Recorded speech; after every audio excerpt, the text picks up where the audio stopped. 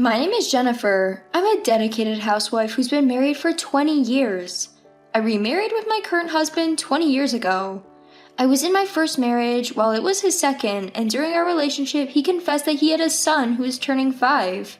I tried to leave several times after that, but in the end, I couldn't part from him and we went ahead and tied the knot. Despite all the struggles, ever since we got married, I have made a point of raising his child as if he were my own. The son was 5 years old when we got married. He did show typical adolescent rebellious behavior, but we never had dramatic exchanges like in the movies where he would yell, "You're not my real mom," or anything of the sort. I believe we built a happy family together. 2 years into our marriage, I became pregnant. We were blessed with a lovely baby boy of our own.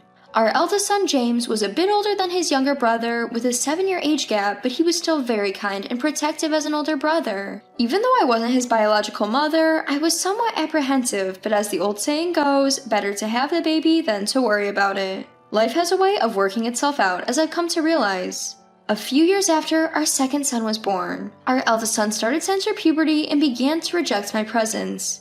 The trigger was something truly trivial. I wasn't aware of it myself, but our eldest son told me that I treated him and his younger brother differently. I tried to explain to him that wasn't the case, but he wouldn't listen. Our relationship began to break down like a landslide from that point, and now in his eyes, I am just someone who does the chores around the house. Regardless of whether my son recognizes me as his mother or not, I have been determined to be his mother ever since the day I married my husband. Until the day he becomes an adult and leaves this house, I'm committed to take care of him no matter how much he resents it. I decided to commit to this wholeheartedly. As a result, our relationship worsened as he went through puberty and his rebellious stage. Looking back, I probably should have let things slide and not made any comments, but I just couldn't do that at the time. Now it's become commonplace for him to call me, "Hey you." When I was doing the laundry or cleaning, he would yell at me furiously, "Don't touch my stuff when I didn't ask you to." He did apologize later, probably realizing how out of line he was, but when I forgave him with a smile, he became defiant again, saying, "In the first place, it's your fault for doing things I told you to stop, lady." I knew then that things were getting out of hand. My husband does try to discipline him, but he's well behaved in front of my husband, so my husband ended up doubting me, saying, "Did James really do that?" I tried recording our interactions to prove it to my husband a few times, but it never worked out, as something always came up or we didn't have any arguments when I was recording. As time went on, our eldest son came of age and decided to leave home. I remember breathing a sigh of relief, thinking that I'd finally made it through. His parting words when leaving the house were, "Finally, I don't have to see strangers' faces." I thought those were harsh words for me, who had been taking care of him every day for 15 years since we first met. He's not a bad kid. Even though I understood this intellectually, my heart couldn't catch up. When our eldest son left the house saying those words, our second son, Richard, who was just entering middle school at the time, looked perplexed and asked, "Why does Big Brother hate Mom so much?" So I thought it necessary to tell my younger son the whole truth as well, and told him about remarrying his father and that his older brother was his father's son from a previous marriage. My younger son seemed shocked at first that his older brother and him were not blood related, but he quietly listened to the end of the story. In the end, he seemed to accept it, saying, "So that's why his attitude towards Mom was weird these past few years." I don't regret marrying our husband, but I began to regret claiming to be the mother of our older son. Maybe there was a way to live together as just housemates? Maybe I didn't have to force him to recognize me as his mother? Once I started thinking about it, the thoughts just didn't stop. A few years after our eldest son moved out, we received a message from him saying, "I will be visiting soon for a marriage introduction." The message was relayed through his younger brother. I hadn't received any direct communication, but I was okay with it because I was getting regular updates about him through my husband and younger son. However, with his marriage on the horizon, we had to do the formal introductions and face each other. After meeting with the parents of the bride-to-be, they left. The room felt awkward because we hadn't seen each other for several years, but the conversation moved to whether or not I would attend the wedding. "I don't think of you as my mother. I don't want you to attend the ceremony." "What?" "What are you saying? Jennifer's the one who raised you up to this point." "I don't care, I didn't ask for that. Anyway, you remarried without even asking my opinion, and you're trying to tell me she's my mother? I can't accept that." "James, have you been saying such terrible things to Mom all this time? I trusted you." "I've been pretending all along in front of you. I'm severing my ties with this house. I'm being adopted into my wife's family, so I don't need to grovel to you guys anymore." "Have you really never thought of me as your mother, not even once?" I don't know about when I was a little kid, but certainly not in my memory." "I see. I understand." With my husband, who was looking worried behind me, I left the room. I didn't want to cry in front of my eldest son, but when I left the room, I couldn't cry. What had the past 15 years been for? I remembered my eldest son when he was little, when he used to call me Mom and say, "I love you" with a smile. My phone wallpaper was a picture of my eldest son and my younger son when they were small. A picture of my 7-year-old eldest son holding my newborn younger son timidly. If I could go back to that time, I would want to, I thought as I looked at the picture. Those were good times, really. I muttered and decided to leave the house. My younger son is 18, graduating from high school next year, and has mentioned going to a university with dormitories. In effect, I will be relieved of my duties. So I've decided to change my mindset and start enjoying living on my own from now on. That night, I had a talk with my husband about our future, about our eldest son today. "Jennifer, I'm truly sorry I never believed you. I had no idea that our son James could disrespect others in such a way." "No, it's all right now. Perhaps my parenting was also at fault. Even though I thought of him as my own child, I suppose I treated him differently. He told me so himself. I wasn't aware of it myself, but I was taking care of him in my own way." "I know that better than anyone else. You have always taken care of James as if he were your own. I am truly grateful for that." "But it seems that even that was something he didn't want. It's almost laughable, isn't it?" As I made this self-deprecating remark, my husband made a pained face, took my hand, and apologized to me over and over again. Then I told my husband that I would not attend the ceremony as he wished, and that I wanted a divorce because I would be leaving the house as soon as our second son left. I handed him the divorce papers. "Are you serious?" "Of course, I would never joke about something like this." "You're right, you are that kind of person. I'm truly sorry for all the pain I've caused you." "You don't need to apologize anymore. I have never regretted marrying you, so, okay?" "Jennifer, I love you from the bottom of my heart." I love you too. Please take care of James and Richard for me." That night, I fell asleep in my husband's arms for the first time since we were newlyweds. I was able to sleep soundly for the first time in a long while, comforted by the faint sound of his heartbeat. Several days passed since our discussion about the divorce. Our second son graduated from high school, and our eldest son's wedding is coming up next week. Our second son was wondering if he should wear his school uniform to attend the wedding, which I found amusing.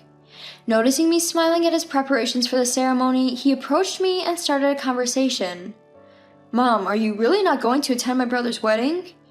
"Yes, he said he didn't want me there, so there's nothing I can do about it. It's his big day. I want him to enjoy it." "But Mom, you're the one who raised him with care." "It's okay, Richard. There's no need for you to worry about it." Not convinced by my words, my second son kept groaning in frustration. It must have been frustrating for him. He knows the good relationship I used to have with our eldest son. But repairing the relationship is now impossible. I have prepared to leave the house and the divorce is settled. I didn't ask for any division of the property, kept the money I had, and left the house with our second son. The house that was filled with memories of many years spent there. A house that represents half of my life. I left a video message for my second son and left my family behind. A week after I left home, I heard from my younger son that my eldest son's wedding went off without a hitch. I was relieved and asked my younger son about his impressions of the ceremony. Then he replied, "It was a total disaster, seriously." As I had chosen not to attend the wedding in accordance with my eldest son's wishes, his response took me by surprise, stopping my thoughts for a moment. But I managed to regain my composure and asked him what exactly went wrong. For some reason, he started boasting about it. "You remember, Mom, how you were there when we did the initial meet and greet, right?" "Yeah, I remember." "Well, because you weren't at the ceremony, his wife was all, 'Why?'" "I see, I understand." Big Brother was making all sorts of excuses, but his wife suddenly suggested to cancel the ceremony and her parents went into a frenzy. The ceremony somehow started since everyone was already gathered, but throughout it was a sullen bride and a timid groom. It was quite a peculiar atmosphere at the venue. "Is that what happened?" "After the ceremony ended and all the attendees had left, I showed the video message from you, Mom, entrusted to me to my big brother, and then he started crying." "What? He cried?" "Yeah, but seeing that, his wife got even more upset. She said something along the lines of, 'How could you not invite someone who raised you with so much care to the most important event of your life?'" "So, what happened after that?" When I asked, he looked at me uncomfortably and said in a low voice, "They're separated."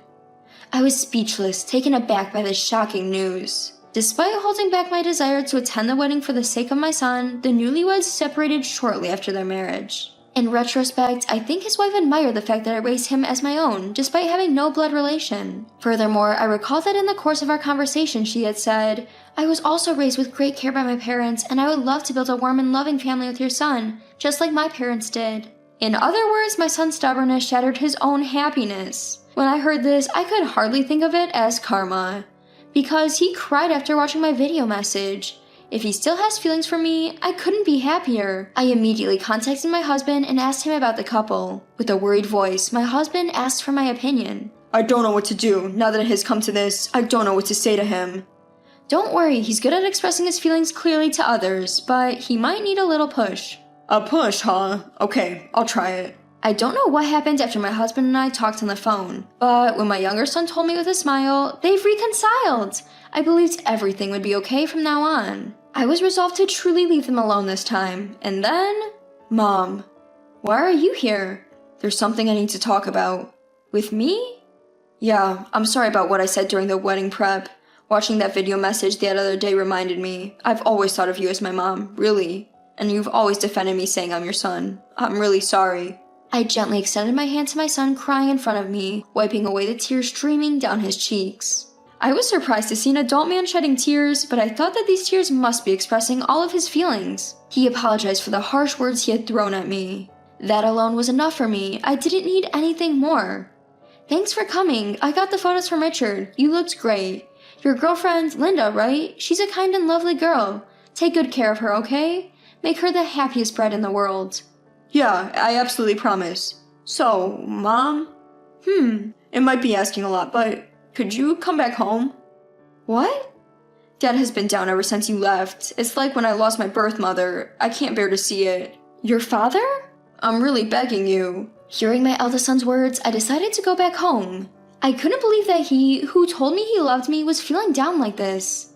Was this a lie told by my eldest son to make me reconcile with his father? I headed home, half doubting, half hoping. When I slowly opened the door and stepped in after a long time, I heard a soft sobbing sound. Jennifer. I gently peeked in, and there was my husband, phone in hand, shoulders trembling as he cried. I was taken aback for a moment, but it would be strange not to say anything, so I called out to him, "Robert." His body jolted. He quickly turned towards me. His cheeks were wet with tears, reflecting the sunlight, and he quickly wiped his face and tried to act as if nothing was wrong, saying, What? Is something wrong? I couldn't help but laugh. You know... If I said I wanted to come back here, would you be angry? Huh? His surprised voice was cut off as everything suddenly went dark. It took me a moment to realize that I was enveloped in a warm embrace. As I returned the hug and asked, "Does this mean it's okay?" he repeatedly nodded, saying, Yeah, in a nasal voice. Since then, I reconciled with my husband, and that was the last time I saw him cry.